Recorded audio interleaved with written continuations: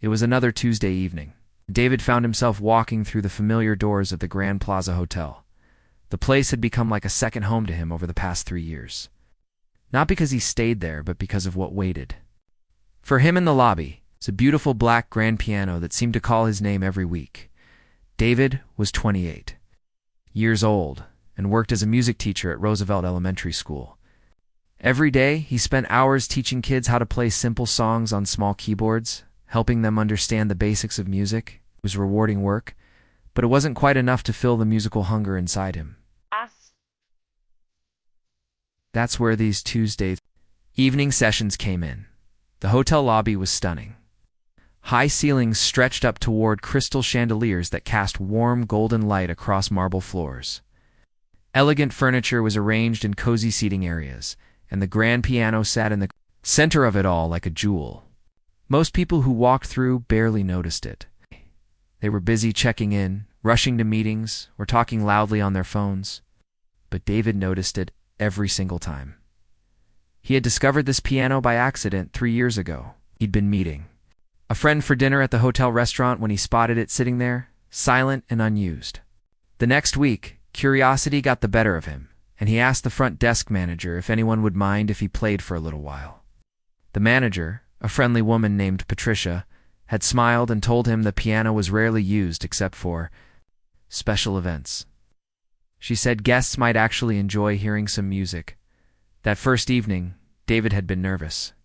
His hands shook slightly as he lifted the piano lid and pressed the first key.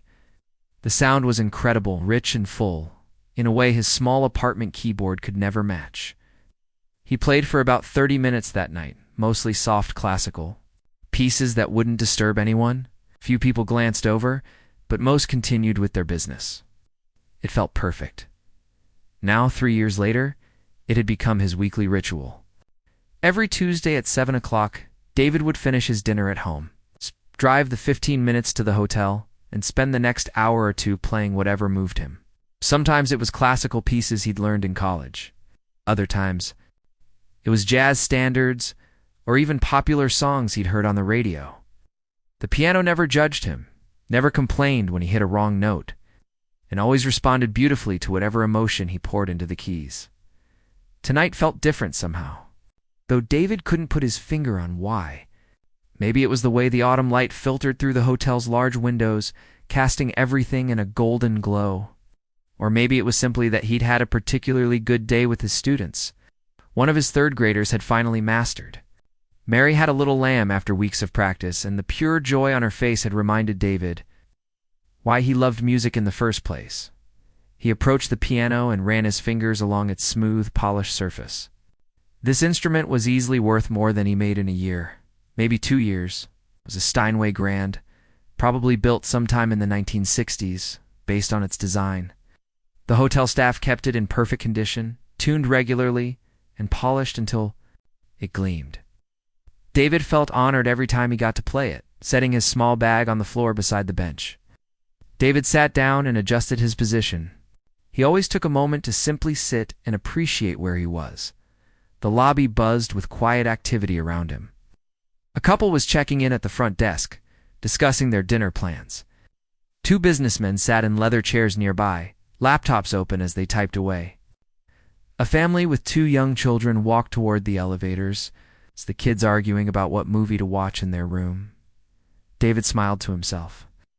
These people had no idea they were about to get a free concert. Not that he thought of himself as a concert pianist, far from it. He was just a guy who loved music and was lucky enough to have found a place where he could share that love with anyone. Who cared to listen? He flexed his fingers, a habit from his college piano lessons, and placed them gently on the keys. Tonight, he decided to start with Chopin. The Nocturne in E-flat major had always been one of his favorites. It was beautiful, but not too showy, peaceful, but with enough complexity to keep him engaged. Perfect for a Tuesday evening in a hotel lobby. The first notes floated out across the marble space, soft and inviting. David felt the familiar rush of connection between his mind, his fingers, and the instrument. This was where he felt most like himself. Not David, the elementary school teacher. Not David who worried about paying his student loans, but simply David, the musician. The melody flowed from his hands like water, each note finding its place. In the larger pattern of sound as he played, David's mind wandered to his childhood. His grandmother had been the one to introduce him to piano when he was 7 years old. She had an old upright piano in her living room that was probably older than she was. The keys were slightly yellow, and a few of them stuck if you didn't press them just right. But to young David it had been magical. His grandmother would sit beside him on the bench, her gentle hands guiding his small fingers to the right keys, teaching him simple songs like Twinkle, Twinkle, Little Star, and Happy Birthday. Those lessons with his grandmother had planted the seed that grew into his lifelong love of music. Even when he went through his teenage phase of thinking piano wasn't cool enough, even when college got stressful and he barely had time to practice, even when he started teaching and felt like he was too busy to play for himself, the music always called him back. The Chopin piece was reaching its most delicate section now, the part where the left hand plays a gentle, repetitive pattern while the right hand dances above it with the main melody. David had practiced this piece hundreds of times over the years, but tonight it felt fresh and new. Maybe it was the acoustics of the lobby, or maybe it was just his mood. But every note seemed to ring with extra clarity and warmth. He glanced up briefly and noticed that the couple at the front desk had finished checking in. But instead of heading to the elevators, they had moved closer to his area and were listening. The woman smiled when she caught his eye, giving him a small nod of appreciation. David smiled back and continued playing, feeling encouraged by their attention. This was what he loved most about playing in the lobby. It wasn't like performing on a stage where everyone was expected to sit quietly and applaud at the end. Here. Music became part of the background of people's lives. If they wanted to listen, they could. If they had other things to do, that was fine too. There was no pressure, no expectations, just music existing in the world, available to anyone who needed it. As the Chopin piece came to its gentle conclusion, David already knew what he wanted to play next. The Way You Look Tonight had been running through his head all day. It's probably because he'd heard it on the radio during his drive to work that morning. It was one of those timeless songs that seemed to capture something universal about love and happiness. Plus, it was the kind of piece that sounded good on piano, not too simple, but not so complex that it would overwhelm the peaceful atmosphere of the lobby. David's fingers found the opening chords of The Way You Look Tonight, and immediately he felt the shift in the room's energy. This song had a different quality than the Chopin piece. It was warmer, it's more inviting, the kind of music that made people stop and remember good times. The melody was instantly recognizable, even to people who might not know the title. As he played the first verse, David noticed movement in his peripheral vision. Someone had settled into one of the plush burgundy armchairs positioned behind the piano. This wasn't unusual. Occasionally a hotel guest would sit and listen for a few minutes before moving on to wherever they were headed. But something about this presence felt different. The person wasn't fidgeting with their phone like most people did. They weren't having a conversation or looking around the lobby. They were just ... listening. Really listening. David could feel the attention like a gentle weight on his shoulders. Not uncomfortable, but definitely noticeable. It was the kind of focused listening that every musician dreams of, someone who understood that music wasn't just background noise, but something worth giving your full attention to. David found himself playing with more care than usual. Not because he was nervous, because he sensed that his audience, however small, truly appreciated what they were hearing. His touch on the keys became more deliberate, his phrasing more thoughtful. It was like the difference between talking to someone who was checking their watch and talking to someone who was hanging on your every word. The lobby continued its usual evening rhythm around them. A group of tourists walked through, pulling their rolling suitcases and debating where to go for dinner. The front desk staff answered phones and helped guests with various requests. A server from the hotel restaurant crossed the space carrying a tray of drinks to a table in the lounge area. But somehow, none of this activity felt intrusive. It was as if David and his mysterious listener had created their own little bubble of musical connection within the larger space.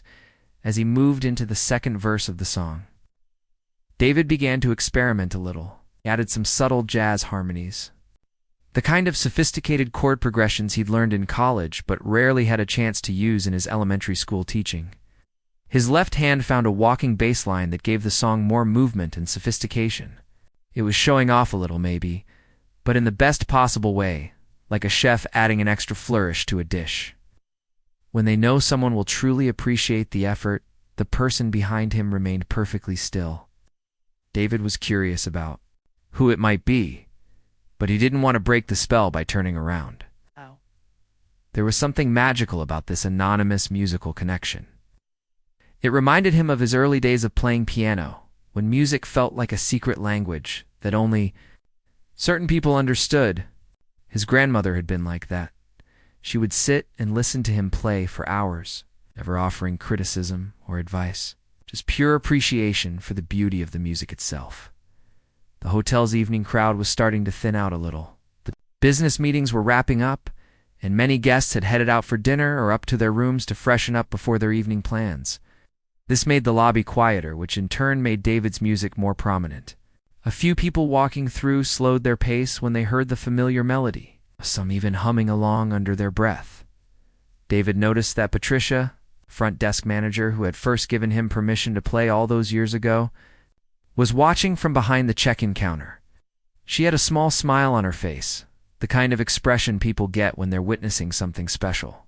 Over the years, Patricia had become something of a friend to David.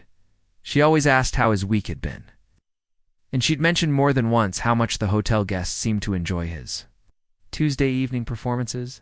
As the song progressed, David became more aware of the acoustic properties of the space. The high ceilings and marble floors created a natural reverb that made every note linger just a little longer than it would in a normal room. It was like playing in a small concert hall, except more intimate and personal. The grand piano's voice seemed to fill every corner of the lobby without overwhelming the space. The mysterious listener behind him shifted slightly in their chair, but not in a restless way. It was more like someone settling in to really enjoy what they were hearing. David caught a glimpse of expensive-looking shoes, leather, well-polished, the kind that suggested their owner was used to finer things. But he still couldn't bring himself to turn around and look. There was something pure about maintaining the anonymity of the moment. He began to think about all the stories this piano must have heard over the years. How many wedding proposals had happened within earshot of its music? How many business deals had been discussed while its melodies provided the soundtrack? How many travelers had found a moment of peace in their hectic journeys, thanks to the songs that floated across this marble space? David liked to think he was part of that ongoing story, adding his own chapter week after week. The song was reaching its bridge now, the part where the melody climbs to its emotional peak before settling back down into the familiar verse structure. David played it with particular tenderness, thinking about all the couples who had danced to this song over the decades. Oh. All the moments of joy and romance it had soundtracked. Music had this incredible power to connect people across time. The composer who wrote it, the musicians who performed it, the listeners who heard it all, became part of the same emotional experience. Even if they never met, as he played, David found himself thinking about his students back at Roosevelt Elementary. He wondered if any of them would grow up to love music the way he did. Would little Amy, who struggled with chopsticks but never gave up, someday find herself playing in a hotel lobby or concert hall? Would Tommy, who had such a natural ear for melody, discover the joy of improvisation and jazz harmony? These Tuesday evening sessions reminded David why music education was so important, because somewhere out there was the next generation of musicians and music lovers, waiting to discover the magic he felt every time he sat down at a piano. The business travelers who had been working on their laptops nearby had closed them and were listening now, their phones forgotten on the table beside them. A young couple waiting for their friends to come down from their room had moved closer, the woman leaning against her partner's shoulder as they listened to the familiar melody. Even the hotel staff seemed to be moving a little more slowly, taking time to appreciate the music as they went about their duties. But through it all, the most focused attention came from behind him. The mysterious listener remained completely still, completely present in the moment. David had performed for audiences before, school recitals, community events, even a few small wedding receptions, but he'd never felt quite this level of concentrated appreciation from a single person. It was both inspiring and slightly overwhelming, pushing him to play with more emotion and sophistication than he might have otherwise attempted. As The Way You Look Tonight drew toward its conclusion, David already found himself planning what to play next. The evening was still young, and he had the feeling that whatever was happening here tonight was just beginning. David transitioned smoothly into a gentle jazz ballad, his fingers dancing across the keys with growing confidence. But as he played, he began to notice something unusual happening around him. The normal buzz of lobby conversation was quieting down, replaced by an almost electric feeling in the air. It started with Patricia at the front desk. She had stopped what she was doing completely and was staring in David's direction with wide eyes. But she wasn't looking at him. She was looking past him toward whoever was sitting in that chair behind the piano. Her expression was one of complete disbelief, like she'd just seen something impossible. Then David noticed one of the bellhops walking by with luggage. The young man glanced over casually, the way staff usually did when David was playing. Suddenly, he stopped dead in his tracks. The suitcase he was carrying nearly slipped from his hands. He stood there for a moment, mouth slightly open, before quickly pulling out his phone and typing something urgently. This was definitely not normal behavior. David kept playing, but his curiosity was growing by the second. What was going on? Was sitting behind him that was causing such a reaction? He'd had hotel guests listen to him play before, even some who seemed important based on their expensive clothes or the way staff treated them. But he'd never seen anything like this. A woman emerged from the hotel restaurant, chatting on her phone about tomorrow's business meeting. As she walked past the piano area, her conversation stopped mid-sentence. She lowered her phone slowly, her eyes fixed on the chair behind David. Then she did something that made David's heart skip a beat. She raised her phone and appeared to be taking a photo. Now David was really confused and a little concerned. Was someone in trouble? Is there some kind of emergency happening behind him? He wanted to turn around and look, but he was in the middle of a delicate section of the song. Somehow it felt wrong to break the musical spell that had been cast over the lobby. The hotel's evening manager, distinguished older gentleman, named Robert, appeared from the direction of the elevators. He walked with purpose toward the front desk, but as he passed the piano area, he too stopped abruptly. David watched in his peripheral vision as Robert's professional composure cracked completely. The man's face went pale, then red, then pale again. He stood there for a long moment, as if trying to process what he was seeing. By now, other guests were starting to notice the commotion.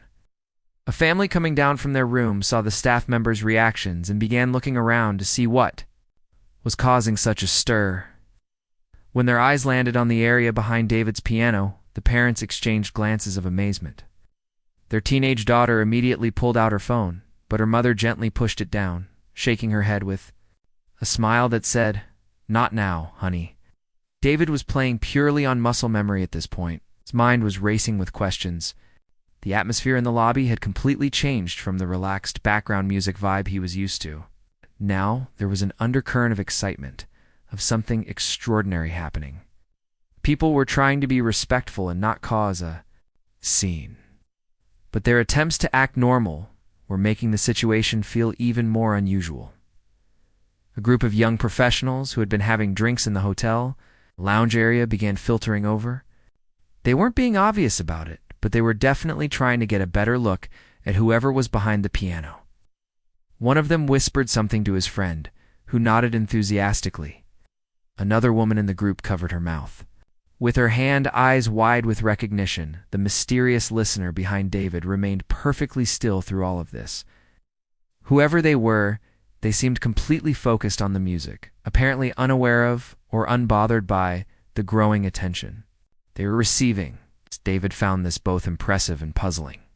Most people would have noticed the stares and whispers by now. A server from the restaurant approached Robert, the evening manager, and whispered something in his ear.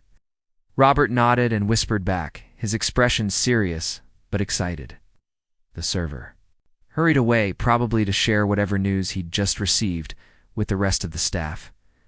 David realized he was witnessing something he'd never experienced before. The energy in the room was building like before a thunderstorm. People were trying to act casual, but there was an undercurrent of anticipation that was impossible to ignore. Phones were appearing in hands, though most people seemed to be restraining themselves from actually using them. A well-dressed couple in their 60s walked through the lobby, heading toward the restaurant. The woman noticed the gathering crowd and tugged on her husband's sleeve. When he looked over and saw what everyone was staring at, his jaw dropped. "Is that really?" David heard him whisper to his wife, but he couldn't make out the rest of the sentence. The lobby was filling up now, but not in a chaotic way. It was more like people were being drawn by some invisible force. Hotel guests who had been upstairs came down to the lobby as if word was somehow spreading through the building. Staff members found reasons to walk through the area, one stopping to confirm what they were seeing with their own eyes. David was starting to feel the pressure of performing for what was becoming a real audience.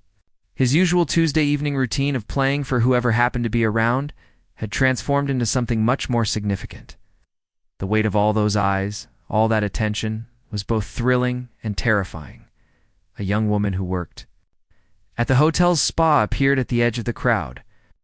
When she saw who was sitting behind the piano, she gasped audibly and then immediately covered her mouth, embarrassed by her own reaction. But her excitement was infectious. David could see smiles spreading across the faces of the people around her. The most remarkable thing was how respectful everyone was being. Despite their obvious excitement and curiosity, the growing crowd maintained a respectful distance. No one was being pushy or disruptive. It was as if they all understood that they were witnessing something special and didn't want to ruin it. David noticed that Patricia had now been joined by 2 other staff members behind the front desk. They were whispering urgently among themselves, occasionally glancing over at the piano area. One of them kept shaking her head in disbelief, while another was grinning from ear to ear. A businessman, walking through the lobby with his briefcase, noticed the crowd and the excitement. He stopped to see what was happening, and when he realized what everyone was looking at, he set down his briefcase and joined the growing audience. His expression went from mild curiosity to pure amazement in the span of about 3 seconds. The mysterious listener behind David shifted slightly in their chair, but still remained focused on the music. David caught a glimpse of their reflection in the piano's polished surface. But the angle was wrong, and the lighting made it impossible to make out any clear details. All he could tell was that the person was sitting very still, hands folded, completely absorbed in the performance as David continued to play. He realized that whatever was happening tonight was going to be a story he'd remember for the rest of his life. The question was, would he ever find out what all the fuss was about? The tension in the lobby was becoming almost unbearable. David could feel dozens of pairs of eyes watching, not just him, but the mysterious person sitting behind him. The whispers were getting harder to ignore, and he caught fragments of conversations that only made him more confused. "Are you absolutely sure?" One woman whispered to her friend. "I'm telling you, it's really him," came the urgent reply. But who was him? David's curiosity was eating him alive, but he was too deep into his performance to stop now. He had moved into a beautiful rendition of "Fly Me to the Moon," and the mysterious listener behind him seemed even more engaged, if that was possible. Every now and then, David thought he could hear the faintest sound of humming along, so quiet it might have been his imagination. Robert, the evening manager, was now stationed near the front desk with what looked like the hotel's general manager. They were both trying to look professional, but David could see the excitement bubbling beneath their composed exterior. The general manager kept glancing at his watch and then toward the piano, as if calculating something important.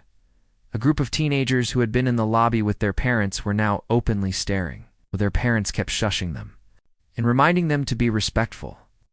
One of the teens had her phone out, but her father gently pushed it down every time she tried to raise it. "Not now, sweetie," David heard him say. "Let the man enjoy the music." The crowd had grown to at least 30 people now, maybe more. They formed a loose semicircle around the piano area, giving David and his mysterious audience member plenty of space while still being close enough to witness whatever was happening. The energy was incredible, like being at a concert, except nobody had bought tickets and nobody knew exactly what they were seeing. A server from the hotel restaurant appeared, carrying a glass of what looked like expensive whiskey. She approached the chair behind David with obvious nervousness, her hands shaking slightly as she set the drink down on the small table beside the chair.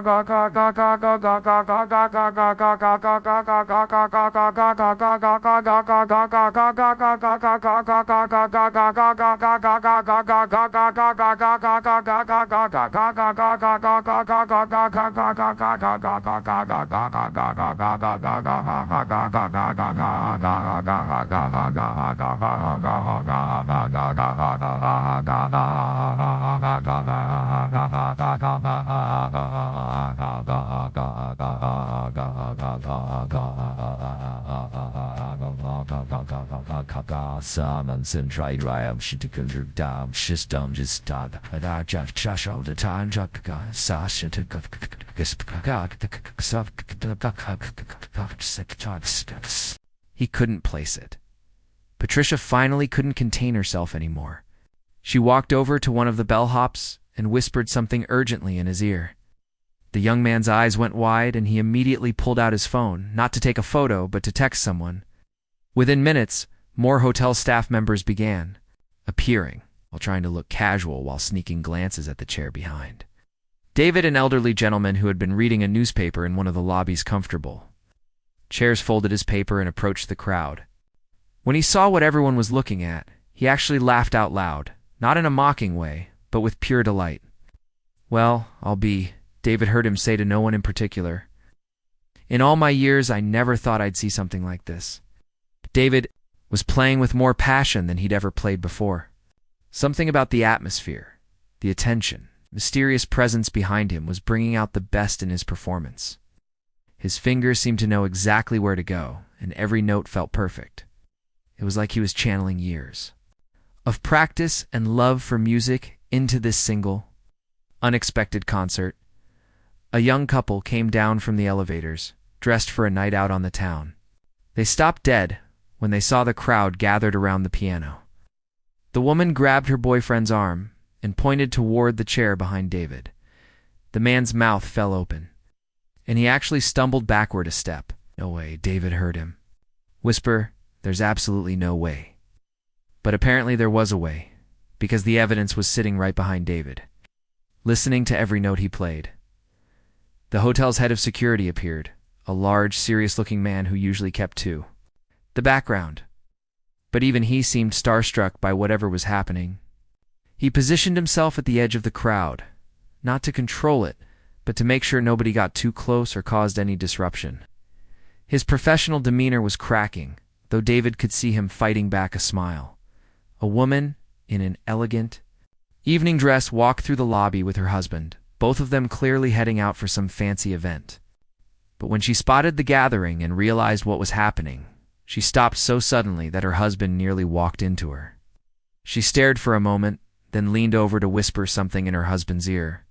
His reaction was immediate and dramatic. He actually gasped out loud. The mysterious listener behind David remained the calmest person in the entire lobby. While everyone else was whispering, staring, and trying to process what they were seeing, this person just sat and listened to the music with complete focus and appreciation. It was both impressive and mysterious. Who was so used to this kind of attention that they could ignore it completely? David caught sight of his reflection in one of the lobby's mirrors and was surprised by what he saw. He looked different somehow, more confident, more alive. The energy of the room was affecting him too, making him sit straighter and play with more authority. This wasn't just David, the elementary school music teacher, anymore. This was David the performer, David the musician. David living his absolute best moment. A group of hotel employees had gathered near the restaurant entrance, all trying to get a glimpse of what was happening without being obvious about it. Right. Hostess, 2 servers, and what looked like one of the chefs were all craning their necks to see. When they finally got a clear view, their collective reaction was immediate. Excited whispers and nudging each other in amazement. The businessmen who had been working on their laptops earlier had completely given up any pretense of working. Their computers were closed, their phones were forgotten, and they were completely absorbed in what was happening. One of them kept shaking his head in disbelief, while the other had a huge grin on his face.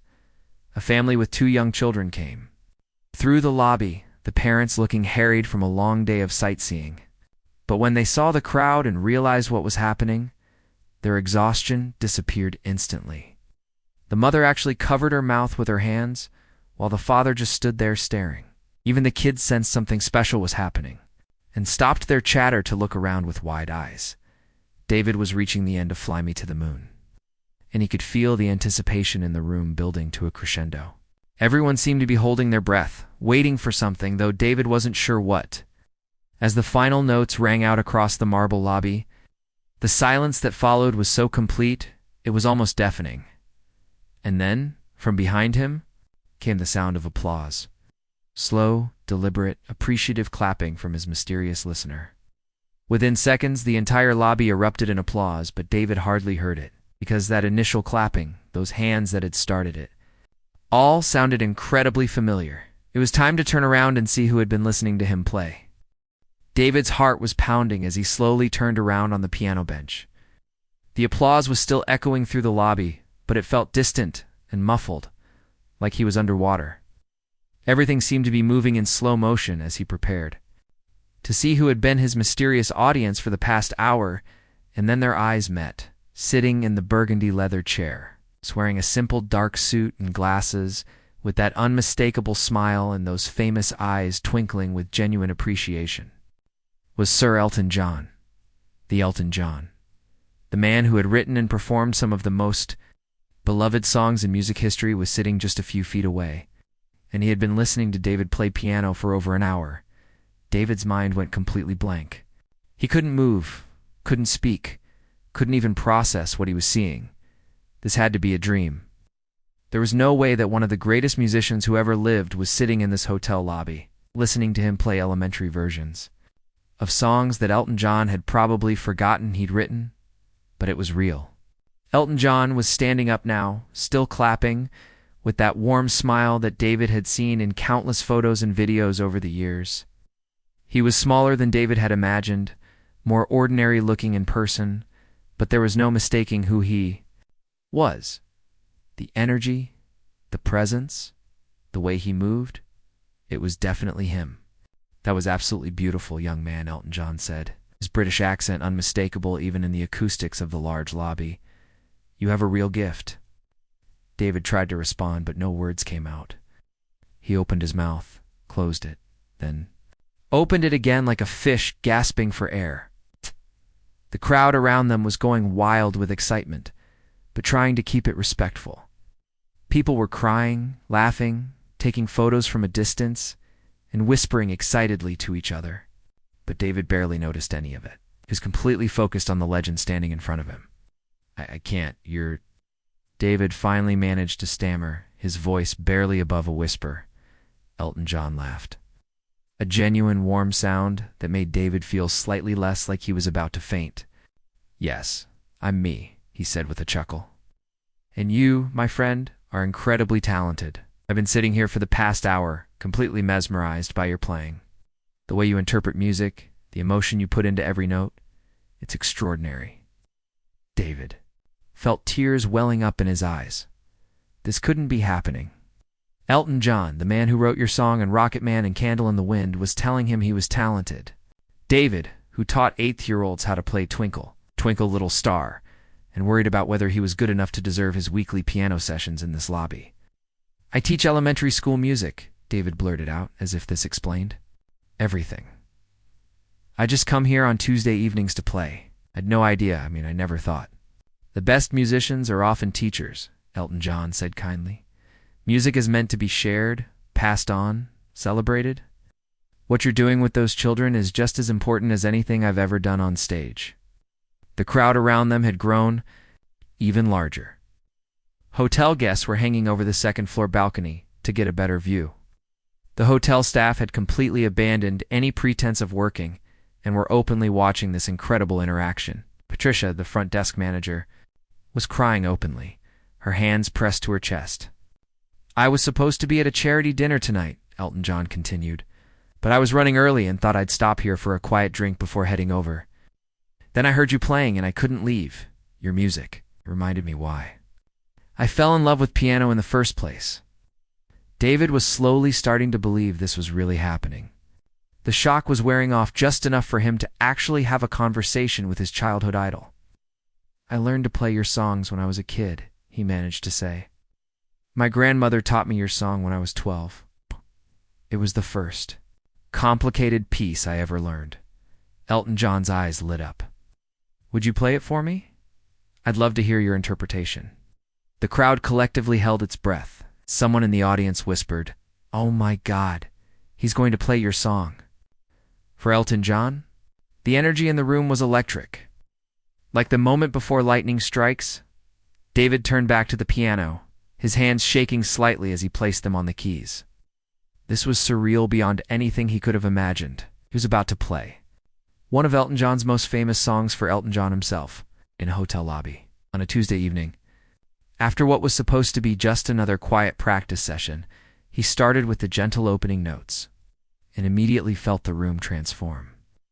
This wasn't just a performance anymore, it was something sacred. Every person in that lobby understood they were witnessing a moment that would never be repeated.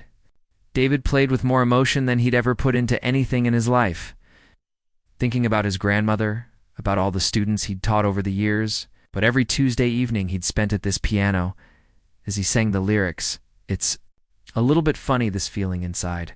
His voice cracked with emotion. But it didn't matter. The imperfection made it more beautiful, more real.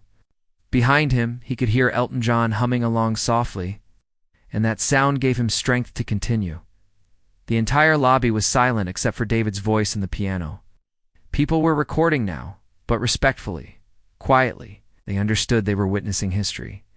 A young music teacher, performing for one of the greatest musicians of all time, in the most unexpected place, at the most unexpected moment.